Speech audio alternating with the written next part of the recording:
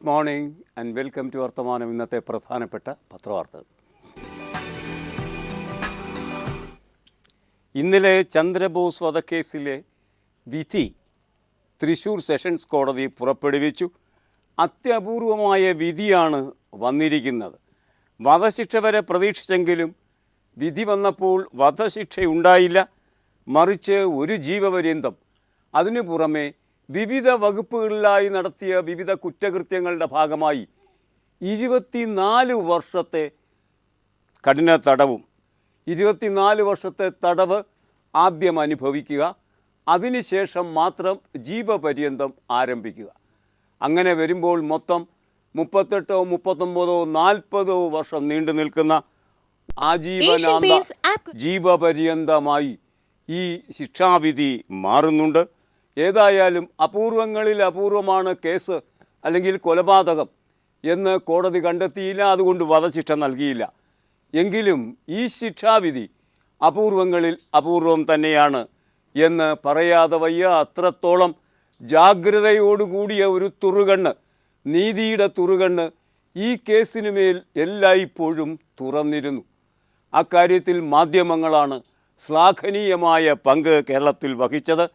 കേരളത്തിൽ നിഷാമിനെ മാതിരി ഒരാൾക്ക് ഇങ്ങനെ അദ്ദേഹത്തിൻ്റെ പണത്തിൻ്റെ പിൻബലത്തിൽ വലിയ കളികളൊന്നും കളിക്കാനുള്ള സാധ്യസ്ഥലമില്ല എന്ന് ഒരിക്കൽ കൂടി തെളിയിക്കപ്പെടുന്നു. അത് ഒരു നല്ല കാര്യമാണ്. ആ അർത്ഥത്തിലാണ് ഈ വിധിന്യായം ഇരു കൈകളും നീട്ടി മലയാളി സ്വീകരിക്കാൻ ഇടയായിരിക്കുന്നത്.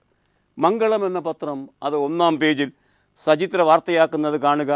നിഷാമിന് ജീവപര്യന്തവും 24 വർഷം കഠിന തടവും എന്ന ശീർഷകത്തിലാണ് ആ വാർത്ത നമ്മെ തേടിയെത്തുന്നത്. ചന്ദ്രബോസ് വധക്കേസിൽ പ്രതി മുഹമ്മദ് നിഷാമിന് ജീവപര്യന്തത്തിനും പുറമെ 24 വർഷം കഠിന തടവും 71,30,000 രൂപ പിഴയും ശിക്ഷ. പിഴത്തുകയിൽ നിന്ന് 50 ലക്ഷം രൂപ ചന്ദ്രബോസിൻ്റെ കുടുംബത്തിന് നൽകാനും തൃശ്ശൂർ ജില്ലാ അഡീഷണൽ സെഷൻസ് കോടതി ഉത്തരവിട്ടു. കള്ളസാക്ഷ്യം നൽകിയതിന് നിഷാമിൻ്റെ ഭാര്യയും 6-ാം സാക്ഷിയുമായ അമലിനെതിരെ പ്രോസിക്യൂഷൻ നടപടിയെടുക്കും. Judge KP സുധീറിൻ്റെ ഉത്തരവാണത്. നിഷാം കുറ്റക്കാരനാണ് എന്ന് കോടതി ബുധനാഴ്ച പ്രഖ്യാപിച്ചിരുന്നു. അപൂർവങ്ങളിൽ അപൂർവമായ കേസായി പരിഗണിച്ച് നിഷാമിന് വധശിക്ഷ നൽകണമെന്ന് പ്രോസിക്യൂഷൻ വാദിച്ചപ്പോൾ കോടതി അത്യപൂർവമായ വിധി പ്രഖ്യാപിക്കുകയായിരുന്നു. പിഴയടച്ചില്ലെങ്കിൽ 5 വർഷവും 7.5 മാസവും കൂടി തടവ് ശിക്ഷ അനുഭവിക്കണമെന്നും 150 പേജുള്ള വിധിന്യായത്തിൽ കോടതി വ്യക്തമാക്കുന്നു. വിചാരണ കോടതിയിലാണ് ഇപ്പോൾ ഈ വിധി വന്നിരിക്കുന്നത്. തുടർന്ന് ധാരാളം വിധികളുണ്ട്. എങ്കിലും പണ്ട് ഒരു പഴഞ്ചൊല്ലു മാതിരി മള്ളൂരും 1000 രൂപയും ഉണ്ടെങ്കിൽ കേരളത്തിൽ ആർക്കും ആരെയും കൊല്ലാം. പണത്തിൻ്റെ പ്രതാപകാലത്തിൽ ആർക്കും ആരെയും കൊല്ലാം എന്ന നിലയ്ക്കായിരുന്നെങ്കിൽ 1000 കോടി രൂപയുടെ ആസ്തിയുള്ള നിഷാം ആ ആസ്തിയുടെ പിൻബലത്തിൽ ഉദ്യോഗസ്ഥന്മാരെ വിലയ്ക്ക് വാങ്ങി, പോലീസിനെ വിലയ്ക്ക് വാങ്ങി ജീവിതം വിലസി നിൽക്കുന്ന സമയത്താണ് ചന്ദ്രബോസിനെ തോന്നിയ മാതിരി പ്രഹരിക്കുകയും കാറിടിക്കുകയും അതിൻ്റെ ഭാഗമായി അദ്ദേഹം വധിക്കപ്പെടുകയും ചെയ്തത് എന്ന് നമുക്കറിയാം. പക്ഷേ നിഷാമിൻ്റെ പണത്തിൻ്റെ ഗർവ്, പണത്തിൻ്റെ അഹന്ത, അതൊന്നും തന്നെ അധികാര ശ്രേണിയിൽ കുറേ ആൾക്കാരെ സ്വാധീനിച്ചെങ്കിൽ നീതിന്യായ കോടതിയുടെ മുന്നിലേക്ക് എത്തിയപ്പോൾ അതൊക്കെ നിഷ്പ്രഭമാകുകയും ചന്ദ്രബോസിൻ്റെ ഒരു ദൈന്യമായ അവസ്ഥയ്ക്ക് പക്ഷം നീതിന്യായ വ്യവസ്ഥ നിൽക്കുകയും ചെയ്യുന്ന ദൃഷ്ടാന്തമാണ് ഇക്കാര്യത്തിൽ നമുക്ക് കാണാൻ കഴിഞ്ഞത്. മാധ്യമങ്ങളുടെ ഇടപെടലിലൂടെ ഓരോ നിമിഷവും ലഭിച്ചുകൊണ്ടിരുന്ന സത്യാത്മകമായ കാര്യങ്ങൾ എന്ത് എന്ന പൊതുവായ അറിവിൻ്റെ പശ്ചാത്തലം കൂടി ഒരുപക്ഷെ ഈ വിധിന്യായത്തിന് പശ്ചാത്തലമായി തീർന്നിരിക്കാം. എന്തായാലും മലയാളി അങ്ങേയറ്റം ഹൃദയത്തിലേറ്റുന്ന ഒരു വിധിന്യായമായി ഈ കേസിൻ്റെ വിധിന്യായം മാറിയിരിക്കുന്നു എന്നാണ് ഈ വാർത്ത നമ്മോട് പറയുന്നത്.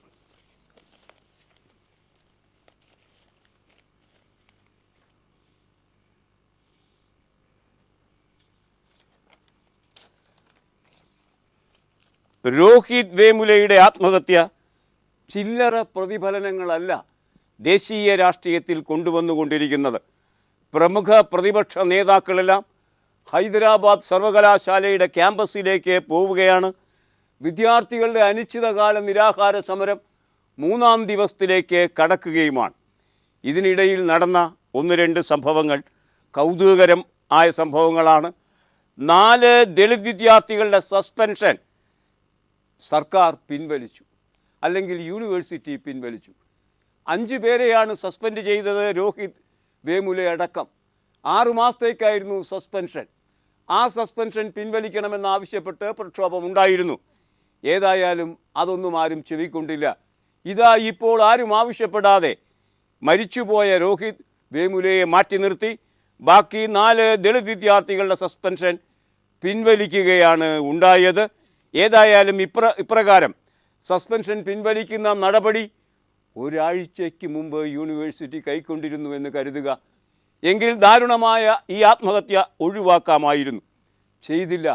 ഇപ്പോഴും മനസ്സാക്ഷിയെ മുൻനിർത്തിയല്ല കാര്യങ്ങൾ ചെയ്യുന്നത്, മറിച്ച് പ്രക്ഷോഭത്തെ പേടിച്ചാണ്.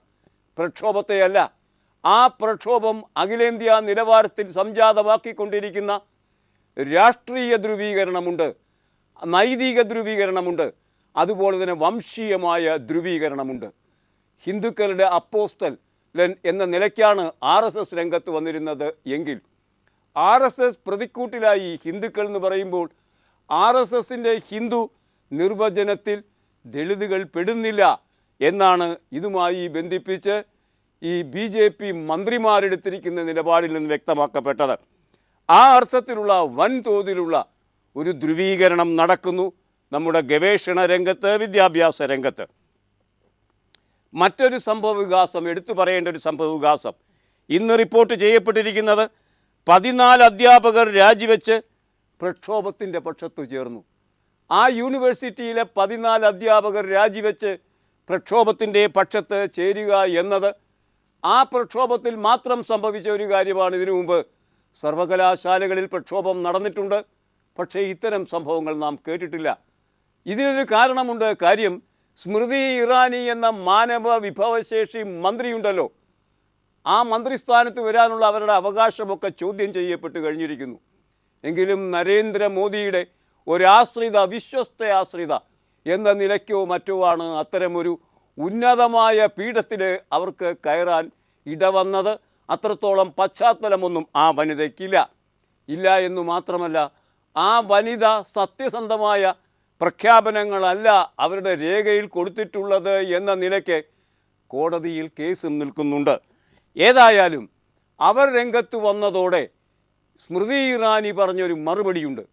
ആ മറുപടി രോഹിത് വേമുലയടക്കമുള്ള 5 ദളിത് വിദ്യാർത്ഥികളെ സസ്പെൻഡ് ചെയ്തത് ദളിതരായ അധ്യാപകരുടെ സംഘടനയാണ്, അവരുടെ സംയുക്തമാണ്, അവരുടെ സിറ്റിംഗാണ് എന്ന നിലയ്ക്ക് പച്ചക്കള്ളമാണ് ഒരു കേന്ദ്രമന്ത്രി പറഞ്ഞുകൊണ്ടിരിക്കുന്നത്. അങ്ങനെ പറഞ്ഞതിനെ പ്രതിഷേധിച്ചുകൊണ്ടാണ് 14 ദളിത് അധ്യാപകർ വെച്ചത്, രാജി തീരുമാനം പ്രഖ്യാപിച്ചത്. തുടർന്നും ദളിത് അധ്യാപകരുടെ രാജി അവിടെ നിന്ന് പ്രതീക്ഷിക്കാം എന്നാണ് വാർത്ത വരുന്നത്. ഏതായാലും സ്മൃതി ഇറാനിയുടെ ഈ ഇറാനിയൻ നുണയ്ക്ക് കണക്കറ്റ തിരിച്ചടി ലഭിക്കുകയുണ്ടായി. അതേ സംബന്ധിച്ച വാർത്ത സിറാജ് എന്ന പത്രം 1-ാം പേജിൽ നമുക്ക് വായിക്കത്തക്ക തരത്തിൽ തരുന്നു. കാണുക, ദളിത് വിദ്യാർത്ഥികളുടെ സസ്പെൻഷൻ പിൻവലിച്ചു. ഹൈദരാബാദ് കേന്ദ്ര സർവകലാശാലയിലെ ഗവേഷണ വിദ്യാർത്ഥിയായ രോഹിത് വെമുലയുടെ ആത്മഹത്യയിൽ പ്രതിഷേധം തുടരുന്നതിനിടെ രോഹിതിനൊപ്പം പുറത്താക്കിയ 4 ദളിത് വിദ്യാർത്ഥികളുടെ സസ്പെൻഷൻ പിൻവലിച്ചു. അതിനിടെ രോഹിതിൻ്റെ മരണത്തിന് ഉത്തരവാദികളായവർക്കെതിരെ നടപടിയെടുക്കണമെന്നാവശ്യപ്പെട്ട് വിദ്യാർത്ഥികൾ നടത്തുന്ന സമരത്തിന് പിന്തുണയുമായി അധ്യാപകരും രംഗത്തെത്തി. സമരത്തിന് പിന്തുണ പ്രഖ്യാപിച്ച് സർവകലാശാലയിലെ പട്ടികജാതി വർഗ വിഭാഗത്തിൽപ്പെട്ട 14 അധ്യാപകർ ഭരണപരമായ പദവികൾ രാജിവെച്ചു കഴിഞ്ഞു എന്ന് പറയുമ്പോൾ ഇപ്പോൾ അത് കേവലം വിദ്യാർത്ഥികളുടെ സമരമല്ല, അധ്യാപകരും ചേർന്നു. പക്ഷേ കേവലം അധ്യാപകരുടെ സമരമല്ല, വിദ്യാർത്ഥികളും സമരത്തിലുണ്ട്. അങ്ങനെ അധ്യാപകരും വിദ്യാർത്ഥികളും ഒന്നിച്ച് സമരത്തിൽ പങ്കെടുക്കുമ്പോൾ അത് ഒരു സർവകലാശാല അതിൻ്റെ മനോഗതം വെളിവാക്കുന്ന പ്രക്ഷോഭമായി അത് മാറിത്തീർന്നിരിക്കുന്നു എന്ന് മാത്രമല്ല, കേജ്രിവാൾ അടക്കമുള്ള പ്രധാനപ്പെട്ട ദേശീയ നേതാക്കൾ സംഭവ സ്ഥലത്തേക്ക് വന്നു കഴിഞ്ഞിരിക്കുന്നു. പുതിയ നേതാക്കൾ വന്നുകൊണ്ടിരിക്കുന്നു. ഈ പശ്ചാത്തലത്തിൽ അതൊരു അഖിലേന്ത്യാ പ്രക്ഷോഭമായി മാറിത്തീരാൻ പോകുന്നു. അപ്രകാരം ഒരു സാഹചര്യം സംജാതമായപ്പോൾ എങ്ങനെയാണ് നരേന്ദ്രമോദിയെ സംസാരിക്കാൻ പ്രേരിപ്പിക്കാനാവുക? അദ്ദേഹം എപ്പോഴും മൗനിയാണ്. ഗംഭീരമായ കാര്യങ്ങളെ പറയൂ. ചില്ലറ കാര്യങ്ങളിലൊന്നും ഇടപെടുന്ന ചില്ലറക്കാരനായ ഒരാളല്ലല്ലോ നമ്മുടെ പ്രധാനമന്ത്രി നരേന്ദ്രമോദി. പക്ഷേ ആ രീതികളൊക്കെ മാറ്റിവെച്ച് ഇന്ന് അദ്ദേഹം രാജ്യത്തോട് സംസാരിക്കും. രോഹിത് വേമുലയുടെ മരണവുമായി ബന്ധിപ്പിച്ച രാഷ്ട്രീയ വിശദീകരണം ഇന്ന് നരേന്ദ്രമോദി പ്രധാനമന്ത്രി നടത്തും എന്നാണ് വാർത്തകളിലും കൂടെ നമുക്ക് വായിക്കാൻ കഴിയുന്നത്. ഏതായാലും നരേന്ദ്രമോദിയുടെ മർമ്മത്തിൽ തന്നെ ഈ പ്രക്ഷോഭം ചെന്ന് തറച്ചിരിക്കുന്നു എന്ന് വ്യക്തമായിരിക്കുന്നു. ഈ പ്രക്ഷോഭവുമായി ബന്ധിപ്പിച്ച മറ്റ് ചില വസ്തുതകളും ഇന്ന് പത്രങ്ങളിൽ വാർത്തകളായി വന്നിട്ടുണ്ട്. മലയാള മനോരമ അതിൻ്റെ വർത്തമാനം പുറത്ത് 2 വാർത്തകളാണ് ഈ പ്രക്ഷോഭവുമായി ബന്ധിപ്പിച്ച് നമുക്കിന്ന് തന്നിരിക്കുന്നത്. രോഹിത് വേമുല BJP നിലപാടിനെതിരെ പസ്വാൻ്റെ ലോക് ജനശക്തി പാർട്ടി രംഗത്ത് വരുന്നു. അതായത് ഇന്ത്യ ഭരിക്കുന്ന ഐക്യമുന്നണി NDA, ആ NDAയിലെ പ്രധാനപ്പെട്ട ഒരു പാർട്ടിയാണ് ലോക് ജനശക്തി. ലോക് ജനശക്തിയുടെ യഥാർത്ഥ അടിത്തറ ദളിത് വിഭാഗവുമാണ്. ആ തരത്തിലുള്ളൊരു പാർട്ടി രംഗത്ത് വരുന്നു മോദിക്കെതിരെ നിലപാടെടുത്തുകൊണ്ട്. Rohit BJP നിലപാടിനെതിരെ പസ്വാൻ്റെ Lok Janshakti party Thomas Dominic ദില്ലിയിൽ നിന്ന് ആ വാർത്ത മനോരമയിലൂടെ എത്തിക്കുന്നത് കാണുക. ദളിത് ഗവേഷകൻ രോഹിതിൻ്റെ ആത്മഹത്യയെക്കുറിച്ച് സ്വതന്ത്ര ഏജൻസി അന്വേഷിക്കണമെന്ന് മന്ത്രി രാംവിലാസ് പസ്വാൻ്റെ ലോക് ജനശക്തി പാർട്ടി. പ്രശ്നം ദളിതരും മറ്റുള്ളവരും തമ്മിലുള്ളതല്ലെന്ന വാദത്തോട് യോജിക്കാനാവില്ല എന്ന് അഭിപ്രായപ്പെട്ടു പാർട്ടി. സർക്കാരിൻ്റെ പ്രഖ്യാപിത നിലപാടിനെ ചോദ്യം ചെയ്തിട്ടുണ്ട്. സർക്കാർ പ്രശ്നം കൈകാര്യം ചെയ്ത രീതിയിൽ മന്ത്രി രാംവിലാസ് പാസ്വാൻ മന്ത്രിസഭാ യോഗത്തിൽ പ്രതിഷേധം പ്രകടിപ്പിച്ചു എന്നാണ് സൂചന. എന്നാൽ ഇതേക്കുറിച്ചുള്ള ചോദ്യത്തിന് മറുപടി നൽകാൻ അദ്ദേഹം തയ്യാറായില്ല. ഹൈദരാബാദിലേക്ക് വസ്തുതാ പഠനത്തിന് സംഘത്തെ പാർട്ടി നിയോഗിക്കുകയും ചെയ്തു. മന്ത്രിസഭയ്ക്കുള്ളിൽ തന്നെ ഭിന്നാഭിപ്രായം രൂപപ്പെട്ടിരിക്കുന്നു. ഈ സമരത്തെ നേരിടുന്ന രീതിയെ സംബന്ധിച്ച് അതിനെ മുൻനിർത്തി പസ്വാൻ എതിർപ്പ് പ്രകടിപ്പിച്ച് കഴിഞ്ഞിരിക്കുന്നു. മറ്റൊരു കാര്യം, എന്തൊക്കെയാണ് അവിടെ അരങ്ങേറുന്ന നുണകൾ. ഇറാനി നുണയെക്കുറിച്ച് നേരത്തെ സൂചിപ്പിച്ചു. പുതിയ മറ്റൊരു നുണയെക്കുറിച്ചുള്ള വാർത്ത കൂടി മനോരമ നമുക്ക് തരുന്നുണ്ട്. അംബേദ്കർ സ്റ്റുഡൻസ് അസോസിയേഷനിലെ അംഗമായിരുന്നു രോഹിത് വേമുല. അദ്ദേഹം ആ അസോസിയേഷനെ മാവോയിസ്റ്റ് എന്ന് ചിത്രീകരിക്കുകയാണ് ഇപ്പോൾ അവിടെയുള്ള BJPക്കാരുടെ പണി. ആ വാർത്ത കാണുക. അംബേദ്കർ സ്റ്റുഡൻസ് അസോസിയേഷനെ മാവോയിസ്റ്റ് എന്ന് ചിത്രീകരിക്കാൻ നീക്കം. മാവോയിസ്റ്റ് പിന്തുണയിൽ ASA പ്രവർത്തിക്കുന്നു എന്ന് BJPയും RSSും ഒന്നിച്ച് മുറവിളി കൂട്ടുന്നു ഹൈദരാബാദിൽ. ഹൈദരാബാദ് സർവകലാശാലയിൽ ദളിത് വിദ്യാർത്ഥി രോഹിത് വേമുല ആത്മഹത്യ ചെയ്ത സംഭവത്തിൽ BJPക്കും RSSനുമുണ്ടായ ദളിത് വിരുദ്ധ പ്രതിച്ഛായ മറികടക്കാനായി അംബേദ്കർ സ്റ്റുഡൻസ് അസോസിയേഷനെ മാവോയിസ്റ്റുകളായി ചിത്രീകരിക്കാനുള്ള നീക്കത്തിലാണ് അവർ ഏർപ്പെട്ടിരിക്കുന്നത്. മാവോയിസ്റ്റുകളായി ചിത്രീകരിച്ചു കഴിഞ്ഞാൽ രാജ്യദ്രോഹികളായി ചിത്രീകരിക്കാൻ എളുപ്പമാണ്. അത്തരമൊരു സാഹചര്യത്തിൽ രാജ്യദ്രോഹികളെ ശിക്ഷിക്കുന്ന രാജ്യസ്നേഹികളായി അവതരിക്കാൻ RSSന് കഴിയുകയും ചെയ്യും. ആ നിലവാരത്തിലുള്ള തരംതാണ പരിപാടികളാണ് RSS അവിടെ നടപ്പാക്കിക്കൊണ്ടിരിക്കുന്നത് എന്നാണ് ഈ വാർത്ത നമ്മോട് പറയുന്നത്. ഒടുവിൽ P. ജയരാജൻ മനോജ് വധക്കേസിലെ 25ാം പ്രതിയായി മാറിയിരിക്കുന്നു. ഗൂഢാലോചന കുറ്റം ആരോപിച്ചാണ് P. ജയരാജനെ പ്രതി ചേർത്തിരിക്കുന്നത്. കഴിഞ്ഞ ആഴ്ചകളായി ഇതുമായി ബന്ധിപ്പിച്ച വാർത്തകൾ ധാരാളമായി പത്രങ്ങളിൽ വന്നുകൊണ്ടിരുന്നു. P. ജയരാജൻ്റെ കാര്യത്തിൽ എത്തരമൊരു സമീപനമാണ് CBI സ്വീകരിക്കാൻ പോകുന്നത്? അദ്ദേഹത്തെ അവർ ആകസ്മികമായി അറസ്റ്റ് ചെയ്യുമോ? അതേ മുൻനിർത്തി അറസ്റ്റ് ചെയ്യുമെന്ന് കണ്ടിരുന്ന സാഹചര്യത്തിൽ മുൻകൂർ ജാമ്യത്തിന് 1 അല്ല 2 തവണ P. ജയരാജൻ ശ്രമിച്ചിരുന്നു. 2 തവണയും ജയരാജൻ പ്രതിയല്ല എന്നാണ് CBI കോടതിയിൽ ഉന്നയിച്ചത്. ഏറ്റവും ഉന്നതമായ നീതിപീഠത്തിൻ്റെ മുന്നിൽ പ്രതിയല്ല എന്ന് പറയുകയും അതിൻ്റെ 3-ാം ദിവസം കോഴി കൂവി തീരുന്നതിന് മുമ്പ് പ്രതിയാക്കുകയും ചെയ്യുന്ന ജാലവിദ്യ സംഭവിച്ചിരിക്കുന്നു ഈ കേസിൽ. ആ വാർത്തയുടെ വിശദാംശങ്ങളിലേക്ക് മലയാള മനോരമ അത് ലീഡ് വാർത്തയായി ആഘോഷിച്ചിട്ടുണ്ട് എന്ന് പറയാതെ വയ്യ. ജയരാജൻ പ്രതി എന്ന ശീർഷകത്തിലാണ് മനോരമ ആ വാർത്ത എത്തിക്കുന്നത്. കതിരൂർ മനോജ് വധം മുഖ്യ സൂത്രധാരൻ പി ജയരാജനെന്ന് CBI.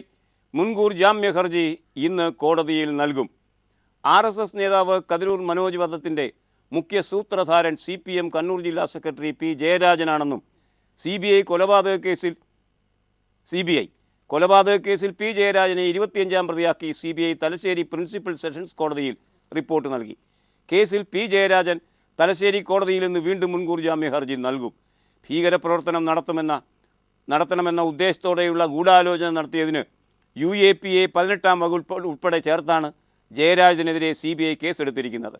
ഇന്ത്യൻ ശിക്ഷാ നിയമത്തിലെ ഗൂഢാലോചനയും വധശ്രമവും കൊലപാതകവും അടക്കമുള്ള വകുപ്പുകളും സ്ഫോടക വസ്തു നിരോധന നിയമപ്രകാരമുള്ള കേസാണിത്. പി ജയരാജന് മനോജിനോടുള്ള വ്യക്തിവൈരാഗ്യവും രാഷ്ട്രീയ വിരോധവുമാണ് കൊല ആസൂത്രണം ചെയ്യാൻ ജയരാജനെ പ്രേരിപ്പിച്ചത് എന്ന് CBI സമർപ്പിച്ച റിപ്പോർട്ടിൽ പറയുന്നു എന്ന് മലയാള മനോരമ ഈ വാർത്തയിൽ നമ്മോട് പറയുന്നു. മെനഞ്ഞാന്ന് CBI കോടതിയിൽ പറഞ്ഞത് ജയരാജനെ അറസ്റ്റ് ചെയ്യാനുള്ള തെളിവ് തങ്ങൾക്ക് ലഭിച്ചിട്ടില്ല എന്നാണ്. 3 ദിവസം കഴിയുമ്പോൾ എന്ത് തെളിവാണ് ലഭിച്ചത് എന്ന് CBIക്ക് പറയേണ്ടി വരും. ആകെ പ്രതികളിൽ വധകൃത്യം നടത്തിയവർ എന്നാരോപിക്കുന്നവർ ജയരാജൻ്റെ പങ്കിനെക്കുറിച്ച് എവിടെയും പറഞ്ഞിട്ടില്ല. അങ്ങനെയെങ്കിൽ CBIക്ക് തെളിവ് ലഭിച്ചില്ല എന്ന് പറയേണ്ടി വരുമായിരുന്നില്ല. ആകെ ഈ കേസിൽ ഇതുവരെ നമുക്കറിയാവുന്നത് 212 സാക്ഷികളാണ്. 212 സാക്ഷികളിൽ ആരും ജയരാജൻ്റെ പേര് എടുത്തു പറഞ്ഞിട്ടില്ല. അതുകൊണ്ടാണ് CBI ഞങ്ങൾക്ക് തെളിവ് കിട്ടിയിട്ടില്ല അറസ്റ്റ് ചെയ്യാനെന്ന് പറഞ്ഞത്. അപ്പോൾ പിന്നെ പുതിയ തെളിവ് എങ്ങനെ പെട്ടെന്ന് പൊട്ടി വീണു എന്നത് ഇപ്പോഴും ഒരു പിടികിട്ടാത്ത കാര്യമായി നിൽക്കുന്നു. ഏതായാലും ഇന്ന് മുൻകൂർ ജാമ്യാപേക്ഷ കോടതിയിൽ കൊടുക്കും ജയരാജൻ എന്നാണ് മനോരമ ഈ വാർത്തയിലൂടെ പറയുന്നത്.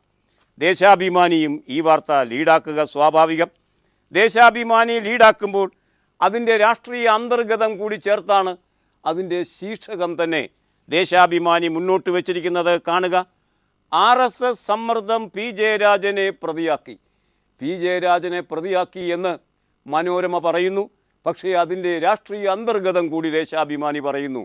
അത് RSS സമ്മർദ്ദമാണ്. കിഴക്കേ കതിരൂരിലെ ഇളന്തോടത്ത് മനോജ് കൊല്ലപ്പെട്ട കേസിൽ RSS BJP സമ്മർദ്ദത്തിന് വഴങ്ങി CPIM കണ്ണൂർ ജില്ലാ സെക്രട്ടറി പി ജയരാജനെ CBI പ്രതിയാക്കി. ജയരാജനെ 25-ാം പ്രതിയാക്കിയാണ് അന്വേഷണ സംഘം തലശ്ശേരി പ്രിൻസിപ്പൽ ജില്ലാ സെഷൻസ് കോടതി മുമ്പാകെ റിപ്പോർട്ട് സമർപ്പിച്ചത്.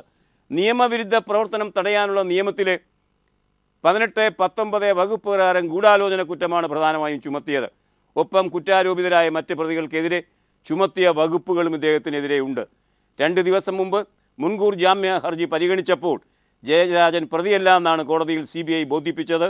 തൊട്ടു പിന്നാലെയാണ് രാഷ്ട്രീയ യജമാനന്മാരെ തൃപ്തിപ്പെടുത്താൻ രാജ്യത്തെ സുപ്രധാന അന്വേഷണ ഏജൻസി മലക്കം മറിഞ്ഞത് എന്നും ദേശാഭിമാനി നിരീക്ഷിക്കുമ്പോൾ അതിൻ്റെ പിറകിലുള്ള രാഷ്ട്രീയ വൈരാഗ്യം തന്നെയാണ് ദേശാഭിമാനി മുന്നോട്ട് വയ്ക്കുന്നത്.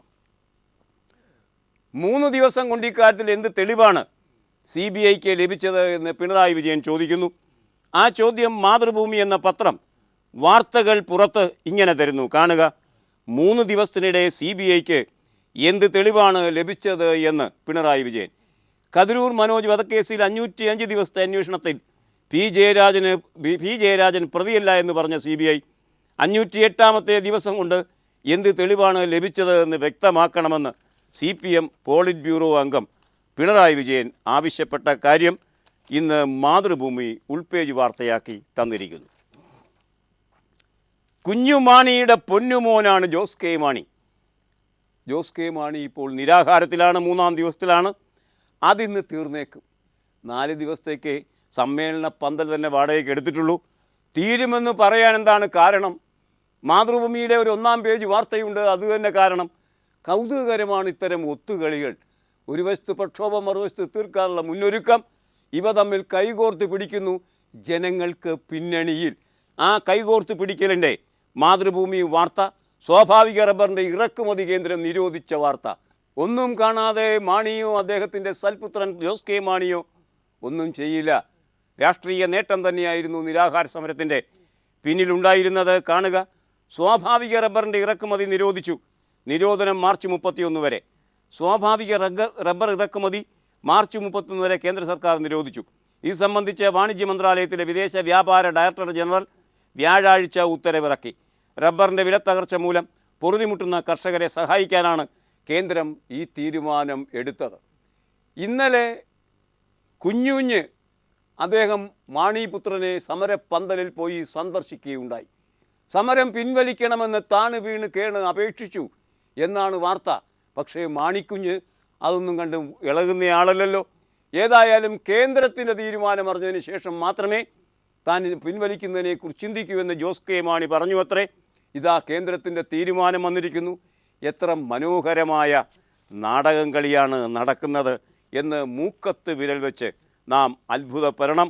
ഇവരുടെയൊക്കെ ഈ വിരുത് കാണുമ്പോൾ, അഭിനയ വിരുത് കാണുമ്പോൾ. ഫ്രാൻസിസ് മാർപ്പാപ്പ ഒരിക്കൽ കൂടി വിശ്വാസ ഭൂമികയെ പിടിച്ചു കുലുക്കിയിരിക്കുന്നു. വാർത്ത കാണുക, മാതൃഭൂമിയുടെ വാർത്തയും വീക്ഷണവും പുറത്ത്. പെസഹാ ദിനത്തിൽ പുരോഹിതന്മാർക്ക് സ്ത്രീകളുടെ പാദവും കഴുകാം. വാർത്തയുടെ വിശദാംശങ്ങൾ ഇങ്ങനെയാണ്. പെസഹാ വ്യാഴാഴ്ചയിലെ കാലുകഴുകൽ ശുശ്രൂഷയിൽ സ്ത്രീകളെയും ഉൾപ്പെടുത്തുമെന്ന് ഫ്രാൻസിസ് മാർപ്പാപ്പ പ്രഖ്യാപിച്ചു. ഇക്കൊല്ലം പെസഹ ആചരണം നടക്കുന്ന മാർച്ച് 24 മുതൽ ഇത് നടപ്പാവുമെന്ന് വത്തിക്കാൻ വ്യാഴാഴ്ച അറിയിച്ചു എന്ന വാർത്ത വരുന്ന സമയത്താണ് ശബരിമലയിൽ സ്ത്രീകൾ കയറണമോ വേണ്ടയോ എന്ന ഗംഭീരമായ ചർച്ചയിൽ നാം ഏർപ്പെട്ടിരിക്കുന്നത്. സരിതയുടെ ഫോൺ വിളി രേഖ പോലീസ് ശേഖരിച്ചിരുന്നു അത്രേ. ആദ്യഘട്ടത്തിൽ തന്നെ ശേഖരിച്ചിരുന്നു. പക്ഷേ പെട്ടെന്ന് അത് കത്തിച്ചു കളഞ്ഞു. കത്തിച്ചു കളഞ്ഞത് അന്വേഷണ ഉദ്യോഗസ്ഥൻ. എന്തിന് കത്തിച്ചു കളഞ്ഞു എന്ന് പറഞ്ഞില്ല. ഈ നാണക്കേട് ഏറ്റുപറയുന്നത് സാക്ഷാൽ DGP തന്നെ ഏറ്റുപറഞ്ഞത് സോളാർ കമ്മീഷന് മുന്നിൽ. ദേശാഭിമാനി വാർത്ത കാണുക. സരിതയുടെ ഫോൺ രേഖ IG നശിപ്പിച്ചു. സോളാർ കമ്മീഷനിൽ DGP സെൻകുമാറിൻ്റെ വെളിപ്പെടുത്തൽ. സോളാർ തട്ടിപ്പുമായി ബന്ധപ്പെട്ട് മുഖ്യമന്ത്രിയുടെ പേഴ്സണൽ സ്റ്റാഫ് അംഗങ്ങളുമായി സരിത എസ് നായർ നടത്തിയ ഫോൺ വിളികളുടെ വിശദാംശമടങ്ങിയ രേഖ സംസ്ഥാന ക്രൈംബ്രാഞ്ച് മുൻ IG TJ ജോസ് നശിപ്പിച്ചു എന്ന് DGP TP സെൻകുമാർ. സോളാർ തട്ടിപ്പ് അന്വേഷണ കമ്മീഷൻ ജസ്റ്റിസ് G ശിവരാജിന് മുന്നിൽ മൊഴി നൽകുകയായിരുന്നു DGP. സർവകലാശാല പരീക്ഷയിൽ കോപ്പിയടിച്ചതിന് നടപടി നേരിട്ട ഉദ്യോഗസ്ഥനാണ് TJ ജോസ്. സരിതയുടെ ഫോൺ വിളികളുടെ വിശദരേഖ CDR സർവീസ് ദാതാവിൽ നിന്ന് IG ആവശ്യപ്പെട്ടു വാങ്ങി. എന്നാൽ ഈ രേഖകൾ വീണ്ടെടുക്കാനാകാത്ത വിധം അദ്ദേഹം നശിപ്പിച്ചതായി അന്വേഷണത്തിൽ ബോധ്യപ്പെട്ടു എന്നാണ് പറയുന്നത്. ഏതായാലും ഈ TJ ജോസ് ഉണ്ടല്ലോ, TJ ജോസിനെ കുറിച്ച് നമുക്ക് നന്നായി അറിയാം. മൊച്ച കള്ളനാണ് ഈ പോലീസ് ഓഫീസർ എന്നാണ് സ്വയം തെളിയിച്ചിരിക്കുന്നത്. ഏതായാലും TJ ജോസ് എന്തിനാണ് ഇത് നശിപ്പിച്ചത്? പിടിച്ചെടുക്കുന്നത് മനസ്സിലാക്കാം. നശിപ്പിക്കണമെങ്കിൽ അതിന് പിന്നിൽ ആരുടെയോ പ്രേരണയുണ്ടാകണം. ആ പ്രേരണ ആരുടേതാണ് എന്ന് പറയാതെ തന്നെ എല്ലാവർക്കും ഇപ്പോൾ അറിയാം, ജോസ് എന്ന പേര് കേൾക്കുമ്പോൾ തന്നെ. ഏതായാലും ആ പ്രേരണയിലേക്ക് DGP സെൻകുമാറിൻ്റെ മൊഴി എത്തിച്ചേരുന്നില്ല. ചെറിയ ദൂരം അതിപ്പോഴും പാലിക്കുന്നു. കലോത്സവ രംഗത്തുമായി ബന്ധിപ്പിച്ച് ധാരാളം വാർത്തകൾ, ആഘോഷങ്ങളുടെ വാർത്തകൾ പത്രങ്ങൾ റിപ്പോർട്ട് ചെയ്യുമ്പോൾ മാധ്യമമെന്ന പത്രം മാത്രം അതിൻ്റെ ഒരു കണ്ണീർ ഭാഗം അതിൻ്റെ ഒന്നാം പുറത്തെ ആദ്യ വാർത്തയിലൂടെ നമുക്ക് തരുന്നു. കാണുക, മനസ്സിനെ സ്പർശിക്കുന്ന ആ വാർത്ത ഇങ്ങനെ. വിഷമഴ അന്ധനാക്കിയ കലോത്സവ പ്രതിഭ മുഖ്യമന്ത്രിക്ക് എഴുതുന്നു. ഈ ഗ്രാമങ്ങളുടെ കണ്ണീർ കാണാതെ പോകരുതേ. വിഷമഴയുടെ ജീവിതം തന്നെ ഇരുട്ടിലാക്കിയ ഈ കലോത്സവ വിജയി തൻ്റെ നാടിൻ്റെ ദുരിതങ്ങൾ അധികൃതരുടെ ശ്രദ്ധയിൽപ്പെടുത്താനുള്ള തീവ്ര ശ്രമത്തിലാണ്. ശാസ്ത്രീയ സംഗീതത്തിൽ A ഗ്രേഡോടെ 2ാം സ്ഥാനവും ലളിതഗാനത്തിൽ A ഗ്രേഡും നേടി നാടിൻ്റെ അഭിമാനമായ കാസർഗോഡ് ഗവൺമെൻറ് HSSലെ +1 വിദ്യാർത്ഥി ദേവി കിരണാണ് എൻഡോസൾഫാൻ ദുരന്തം നാട്ടിലുണ്ടാക്കിയ പ്രശ്നങ്ങൾ അധികൃതരുടെ ശ്രദ്ധയിൽ പെടുത്താൻ ഒരുങ്ങുന്നത് എന്ന് ഈ വാർത്തയിൽ മാധ്യമം നമ്മോട് പറയുന്നു. ഇനി ഇന്നത്തെ മുഖലേഖനങ്ങൾ.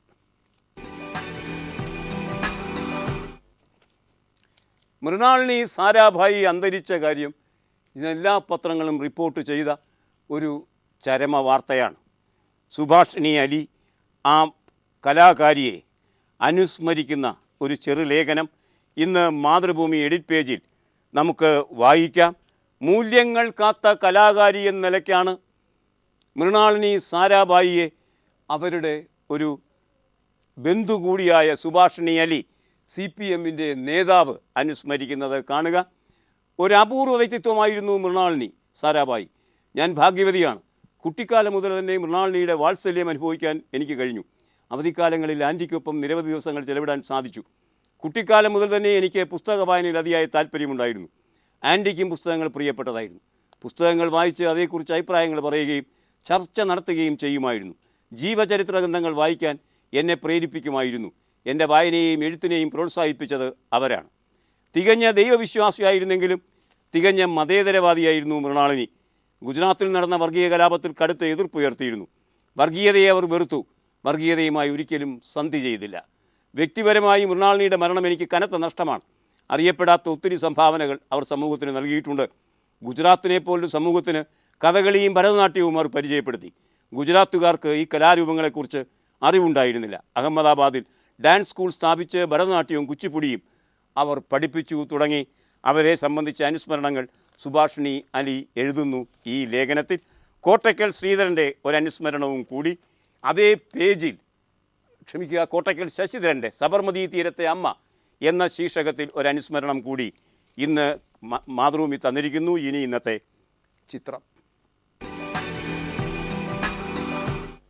മാർഗം കളി എന്ന കലാരൂപം അതിൻ്റെ പഴമ പെരുമയിൽ കലയുമൊപ്പോൾ ഒപ്പം കായിക വൈദഗ്ധ്യവും ഇടതൂർന്ന് തുന്നിച്ചേർത്ത ഒരു കലാരൂപമാണ്. ഇപ്പോൾ കലോത്സവ രംഗങ്ങളിൽ മാത്രം ജീവിക്കുന്ന ഈ കലയുടെ ഒരു തിരുവനന്തപുരം എഡിഷൻ കാണുക. ഈ ചിത്രം കാണുക. ഇത് മാർഗം കളിയിൽ എ ഗ്രേഡ് നേടിയ മൂവാറ്റുപുഴ സെൻറ്റ് അഗസ്റ്റിൻ സ്കൂളിലെ കുട്ടികൾ. അവർ മ്യൂസിയം വളപ്പിൽ നടത്തിയ മാർഗം കളി പ്രകടനം മാതൃഭൂമി പകർത്തിയ അനന്തപുരം പേജിൽ നമുക്കിന്ന് തന്നിരിക്കുന്നു. ഈ ചിത്രത്തോടെ ഇന്നത്തെ വർത്തമാനം ഇവിടെ സമാപിക്കുകയാണ്. Have a nice weekend. Good by.